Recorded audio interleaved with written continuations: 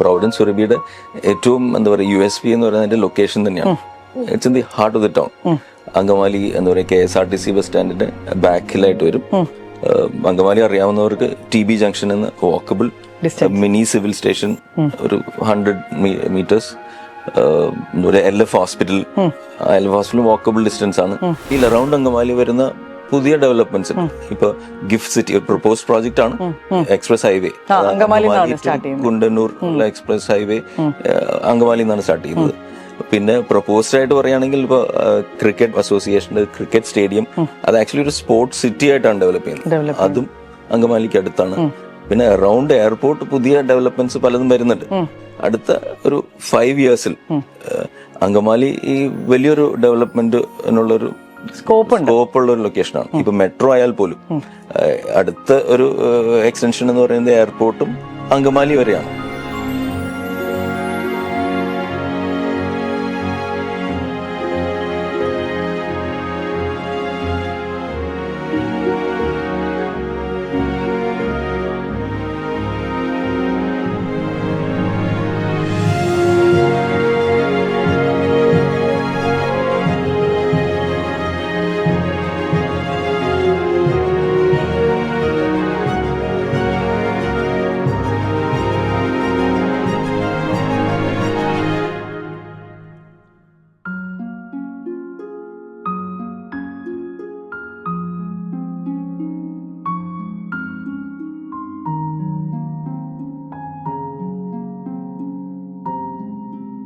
Hi sir.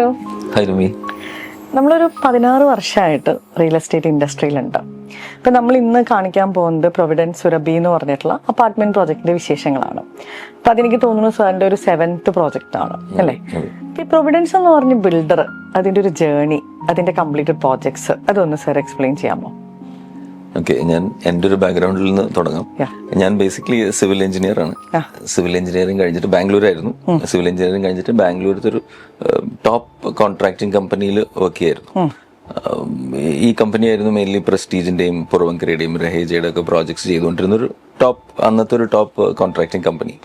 അപ്പൊ അവിടെയാണ് എൻ്റെ ഒരു ബേസിക് ട്രെയിനിങ്ങും കൺസ്ട്രക്ഷൻ, ഹൈ റൈസ് കൺസ്ട്രക്ഷന്റെ ഒരു ട്രെയിനിങ് അവിടെ നിന്നാണ്. അത് കഴിഞ്ഞിട്ട് ഞാൻ സ്വന്തമായിട്ട് കോൺട്രാക്ട്സ് ചെയ്തു ബാംഗ്ലൂർ, ഇൻഡിവിജ്വൽ വില്ലാസ്, ബംഗ്ലാവ്സ്. അതിനുശേഷമാണ് ഒരു 2008 ബിൽഡർ എന്നുള്ള രീതിയിലേക്ക് മാറിയത്. ബാംഗ്ലൂരിൽ തന്നെ ഫസ്റ്റ് പ്രോജക്റ്റ് ബാംഗ്ലൂരായിരുന്നു, ഒരു 48 ഫ്ലാറ്റ്സിന്റെ ഒരു അപ്പാർട്ട്മെന്റ് പ്രോജക്റ്റ്. അത് കഴിഞ്ഞിട്ട് പിന്നെ ഞാൻ കേരളത്തിലേക്ക് ഷിഫ്റ്റ് ചെയ്യാണ് ചെയ്തത്. കേരളത്തിൽ വന്നതിന് ശേഷം അങ്കമാലി തന്നെയാണ് നമ്മൾ കോൺസെൻട്രേറ്റ് ചെയ്തത്. പേഴ്സണലായ ചില സിറ്റുവേഷൻ കൊണ്ട് അങ്കമാലിയിൽ തന്നെ കോൺസെൻട്രേറ്റ് ചെയ്തു.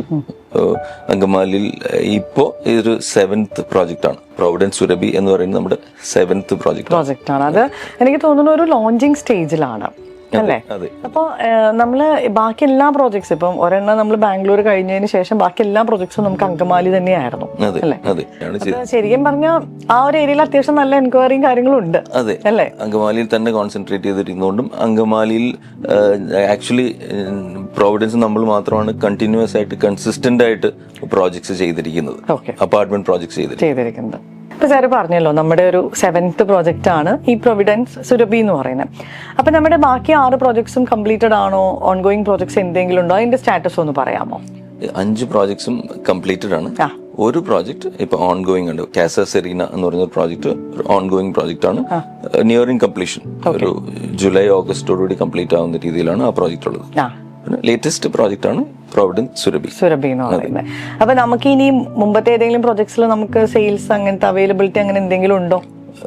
ഇപ്പൊ ഈ ഓൺഗോയിങ് പ്രോജക്റ്റിൽ ഒരു യൂണിറ്റ് മാത്രം ഇപ്പൊ അവൈലബിൾ ആണ്, BHK അവൈലബിൾ ആണ്. അതിന്റെ ലൊക്കേഷൻ അങ്കമാലി തന്നെയാണ്, അങ്കമാലി ടൗണിൽ തന്നെയാണ് അല്ലെ? അപ്പൊ നമ്മുടെ ഈ ഒരു പ്രോജക്റ്റ് ഞാനിപ്പോ അതിന്റെ ലൊക്കേഷൻ വന്ന് കണ്ടപ്പം ശരിക്കും പറഞ്ഞാൽ അങ്കമാലിയുടെ ആ ഒരു ഹാർട്ട് ഓഫ് അങ്കമാലി എന്ന് പറയുന്ന ഒരു ലൊക്കേഷനിലാണ് അത് ഇരിക്കുന്നത്. അപ്പൊ അതിന്റെ ഒന്ന് ഡീറ്റെയിൽസ് ഒന്ന് സാർ ഒന്ന് പറയാമോ? പ്രൊവിഡൻസ് സുരഭിയുടെ ഏറ്റവും എന്താ പറയുക USP എന്ന് പറയുന്നത് ലൊക്കേഷൻ തന്നെയാണ്. It's in the heart of the town. Angamaly എന്താ പറയുക KSRTC ബസ് സ്റ്റാൻഡിന്റെ ബാക്കിലായിട്ട് വരും. അങ്കമാലി അറിയാവുന്നവർക്ക് TB ജംഗ്ഷൻ എന്ന് വാക്കബിൾ മിനി സിവിൽ സ്റ്റേഷൻ, ഒരു 100 meters, ഒരു LF ഹോസ്പിറ്റൽ വാക്കബിൾ ഡിസ്റ്റൻസ് ആണ്. അപ്പോളോ ഹോസ്പിറ്റൽ ആയാലും വളരെ ക്ലോസ് ആണ്. സ്കൂൾസ്, കോളേജസ്, മൾട്ടിപ്ലെക്സ്, അങ്ങനെ എല്ലാം വളരെ ഈസിലി ആക്സസിബിൾ ആയ ലൊക്കേഷനിൽ തന്നെയാണ്.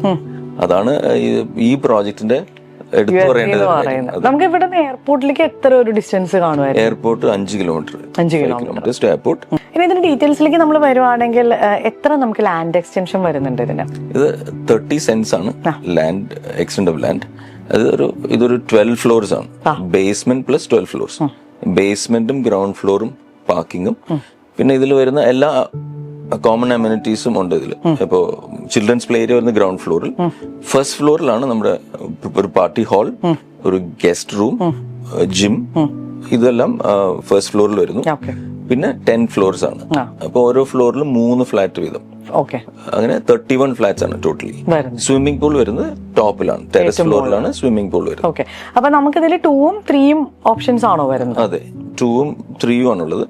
3 BHK വരുന്നത് 1515 സ്ക്വയർ ഫീറ്റ്, 1515. 2 BHK വരുന്നത് 1075 സ്ക്വയർ ഫീറ്റ്. ഇതിന്റെ ഒരു പ്രൈസ് റേഞ്ച് എത്ര തൊട്ടാ സ്റ്റാർട്ട് ചെയ്യുന്നത്? പ്രൈസ് സ്റ്റാർട്ടിംഗ് 70 lakhs എന്നുള്ള റേഞ്ചിലാണ് സ്റ്റാർട്ട് ചെയ്യുന്നത് അല്ലേ? അപ്പൊ നമുക്ക് ഒരു ഫ്ലോറിൽ 3 അപ്പാർട്ട്മെന്റ്സ് ആണ് വരുന്നുള്ളൂ. അപ്പൊ അതിങ്ങനെ വാൾ ഷെയറിംഗ് വരുന്ന രീതിയിലാണോ, എങ്ങനെയാ അത്? ഇല്ല, ഇപ്പൊ വാൾ ഷെയറിംഗ് 3 ഫ്ലാറ്റ് ആണ്. അപ്പൊ ഫ്രണ്ടിൽ ഒരു 3 BHK, ഇൻ ദ മിഡിൽ ഒരു 2 BHK, ബാക്കിൽ ഒരു 3 BHK. ഈ ഫ്രണ്ടിലും ബാക്കിലും ഉള്ളതിന് ആക്ച്വലി 3 സൈഡും ഓപ്പൺ ആണ്. 2 BHK ആണ് മാത്രമാണ് ഇങ്ങനെ ഒരു വാൾ ഷെയറിംഗ്. എന്നാൽ വാൾ ഷെയറിംഗ് എന്ന് പറയാൻ പറ്റില്ല, കാരണം അതിന്റെ ഇടയ്ക്ക് നമ്മൾ വാൾ ഷെയറിംഗ് എന്നുള്ളത് വരാതിരിക്കാനായിട്ടൊരു ഓപ്പണിംഗ് കൊടുത്തിട്ടുണ്ട്. ഇപ്പൊ സാർ പറഞ്ഞല്ലോ അങ്കമാലിയാണ് സാർ കൂടുതലും ചെയ്യുന്നത്, അല്ലെങ്കിൽ കൺസിസ്റ്റന്റ് ആയിട്ട് നമുക്ക് അവിടെ തന്നെ ചെയ്യുന്ന ഒരു ബിൽഡർ ആണെന്നുള്ളത്. അപ്പൊ എന്തുകൊണ്ട് എപ്പോഴും അങ്കമാലി തന്നെ കൂടുതൽ ചൂസ് ചെയ്യാനായിട്ടുള്ള ഒരു കാരണം? അതിനൊരു കാരണം അങ്കമാലി ഒരു സെൻട്രലി പൊസിഷൻഡ് ആണ്. ഇപ്പൊ കൊച്ചിയിലേക്കായാലും തൃശ്ശൂരായാലും ഈവൻ ആക്ച്വലി കോട്ടയം ആയാലും അതൊരു സെൻട്രലാണ്. പിന്നെ എയർപോർട്ടിൽ നിന്നുള്ള ആക്സസ്, എയർപോർട്ടിൽ നിന്ന് ഒരു 5 കിലോമീറ്റർ ഉള്ളൂ. പിന്നെ അങ്കമാലിയിൽ വരുന്ന ഒരു പുതിയ ഡെവലപ്മെന്റ്സ്, അങ്കമാലി ഒരു ഡെവലപ്പിംഗ് ആയ ഒരു ലൊക്കേഷനാണ്.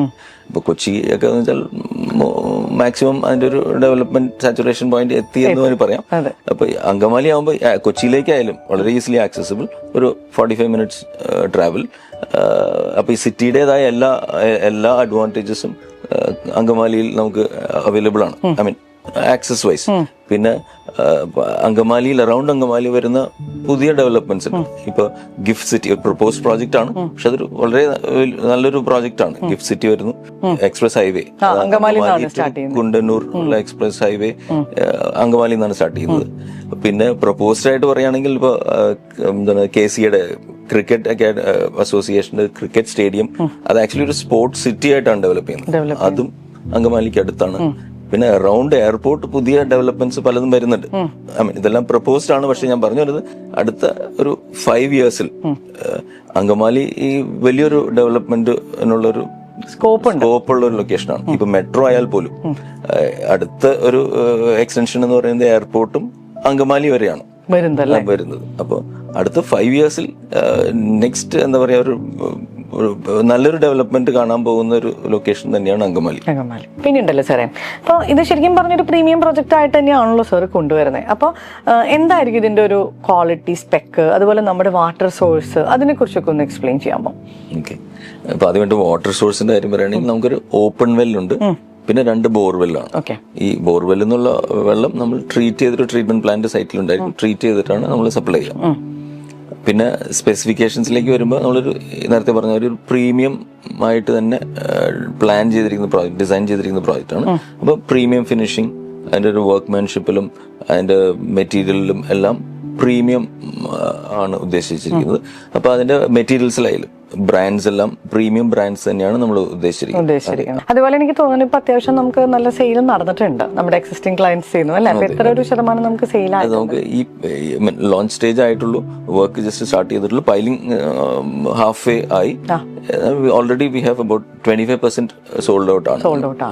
അതുപോലെ ഇപ്പൊ ചില കസ്റ്റമേഴ്സ് ഈ ഒരു സ്റ്റേജിൽ വരുമ്പോൾ അവർ ചോദിക്കാൻ സാധ്യതയുള്ള ഒരു കാര്യം എന്ന് പറഞ്ഞാൽ നമുക്ക് 2ഉം 3ഉം തമ്മിൽ കമ്പൈൻ ചെയ്തിട്ട് കുറെ കൂടെ വലിയ യൂണിറ്റ് ആക്കാൻ പറ്റുമോ എന്നുള്ളൊരു ക്വസ്റ്റ്യൻ വരാൻ സാധ്യതയുണ്ട്. അപ്പൊ അത് നമുക്ക് പോസിബിൾ ആണ്? അത് പോസിബിൾ ആണ്. പ്രത്യേകിച്ച് ഒരു ഇനീഷ്യൽ സ്റ്റേജിൽ വരാൻ, ഏർലി സ്റ്റേജിൽ വരാണെങ്കിലാണ് അതൊരു പോസിബിൾ ആയിട്ട് വരുന്നത്. 3ഉം 2ഉം നമുക്ക് കമ്പൈൻ ചെയ്തിട്ട് ഒരു ലാർജർ ഫ്ലാറ്റ് ആക്കാം.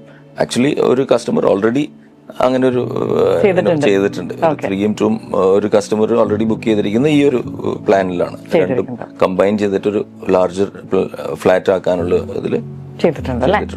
അതിനുള്ള ഓപ്ഷൻ ഉണ്ട്. അത് ഞാൻ പറഞ്ഞത് ഈ പറഞ്ഞ പോലെ ഇനീഷ്യൽ സ്റ്റേജിൽ വന്നാലാണ് നമുക്ക് ഇങ്ങനെയുള്ള കാര്യങ്ങൾ അക്കോമഡേറ്റ് ചെയ്യാൻ പറ്റുള്ളൂ. പിന്നെ അതുപോലെ നമ്മൾ ഇതിന്റെ ഒരു ലീഗൽ സൈഡ്, ഇപ്പം എനിക്കറിയാം നമ്മൾ എല്ലാ ലീഗലും എല്ലാം ക്ലിയർ ചെയ്തിട്ടാണ് നമ്മൾ ഈ ഒരു ഇതിനെ തന്നെ സാറ് വന്നിരിക്കുന്നത്. പക്ഷെ ആ ഒരു ലീഗൽ സൈഡ്സ് ഒന്ന് പറയാമോ? ലീഗലിലേക്ക് വരുമ്പോൾ ഇത് ഫസ്റ്റ് പറയുന്നത് ഒരു റെയർ രജിസ്റ്റേർഡ് പ്രോജക്റ്റ് ആണ്. ഓക്കെ, റെയർ രജിസ്റ്റേർഡ് എന്ന് പറയുമ്പോൾ തന്നെ ലീഗലി ക്ലിയർ ആണ് എന്നുള്ള ഒരു ഇതാണ്. പിന്നെ ഈ വെൻ ഇറ്റ് കംസ് ടു എന്താണ് പ്രോജക്ട് അപ്രൂവൽസ്, SBIയും HDFCയും അപ്രൂവ് ചെയ്ത പ്രോജക്റ്റ് ആണ്. മറ്റു ബാങ്കുകളും അണ്ടർ പ്രോസസ്, മറ്റു ചില ബാങ്കുകളുടെയും കൂടി അണ്ടർ പ്രോസസ് ആണ്. അപ്പോൾ ലീഗലി ഒരു ഇതും വരേണ്ട ഒരു പ്രോജക്റ്റ് അല്ല, ക്ലിയർ ആയ ഒരു പ്രോജക്റ്റ് ആണ്. നമ്മൾ എന്നത്തേക്ക് ഇതിന്റെ ഒരു ഹാൻഡിങ് ഓവർ എക്സ്പെക്ട് ചെയ്യുന്നത്? ഹാൻഡിങ് ഓവർ നമ്മൾ ഉദ്ദേശിക്കുന്നത് 3 years ആണ്. എൻഡ് ഓഫ് 2027 ആണ് നമ്മൾ ഹാൻഡിങ് ഓവർ ചെയ്തിരിക്കുന്നത്. ശരിക്കും പറഞ്ഞാൽ നമ്മൾ തമ്മിൽ 2008 തൊട്ടുള്ള പരിചയമാണ് അല്ലെ? ഇപ്പം എനിക്ക് തോന്നുന്നു ഒരു 16 വർഷത്തോളമായിട്ട് അറിയാം. അപ്പം ഇത്ര ടൈം എടുത്തു നമ്മളൊരു ബ്ലോഗായിട്ട് ഇരിക്കാനായിട്ട്. അപ്പം എനിവേ നല്ലൊരു പ്രൊജക്റ്റാണ്, നല്ല ലൊക്കേഷനിലാണ് ലോഞ്ച് ചെയ്തിരിക്കുന്നത്. അപ്പം ഇനി നമുക്ക് ഇതിൻ്റെ ഒരു ഫിനിഷിങ് ടൈമിൽ ഒന്നും കൂടെ ഇതിൻ്റെ ഒരു ഫൈനൽ സ്റ്റാറ്റസും കാര്യങ്ങളൊക്കെ കാണിക്കാൻ വേണ്ടി ഇരിക്കാം. എനിക്ക് തോന്നുന്നു ഇനിയും 1-2 പ്രൊജക്റ്റൊക്കെ സാറിൻ്റെ പൈപ്പ് ലൈനിലുണ്ട്. അപ്പം നല്ല രീതിയിൽ പ്രൊവിഡൻസ് എന്ന് പറഞ്ഞ കമ്പനി മുന്നോട്ട് പോകട്ടെ. Thank you Nimmi.